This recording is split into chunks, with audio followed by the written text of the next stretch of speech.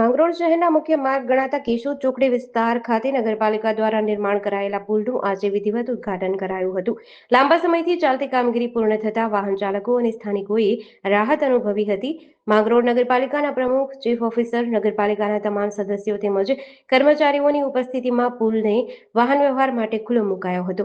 નગરપાલિકાના જણાવ્યા મુજબ અંદાજે ₹18,00,000ના ખર્ચે પુલનું નિર્માણ કરાયું છે.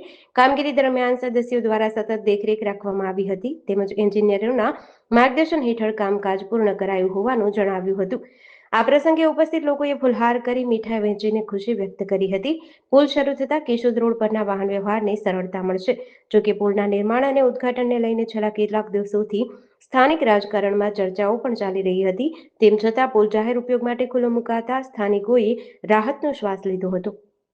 આજરોજ માંગરોળ નગરપાલિકા દ્વારા કેશોદ ચોકડી પાસે વિવેકાનંદ ગેટ પાસે મુખ્યમંત્રી સ્વર્ણિમ જયંતિ શહેરી વિકાસ યોજના અંતર્ગત 18 લાખ રૂપિયાના ખર્ચે બનેલ બોક્સ કલવટ નાના પુલિયાનું ઉદ્ઘાટન કરવામાં આવેલું છે.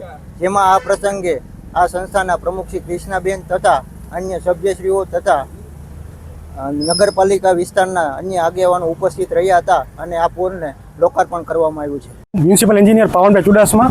મુખ્યમંત્રી સ્વર્ણિમ જયંતિ યોજના 25-26 નાણાકીય વર્ષ અંતર્ગત 18 લાખના ખર્ચે આ પુલ બનાવેલો છે, જેની મર્યાદા 6 માસની મુદત હતી.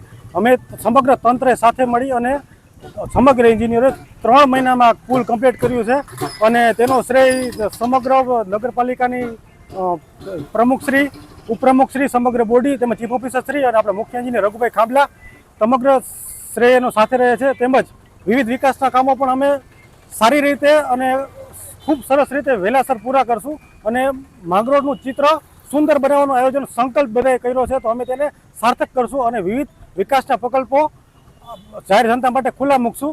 તે માટે સમગ્ર જનતાએ વિશ્વાસ અને સહકાર આપો તે માટે અમે સમગ્ર તંત્રની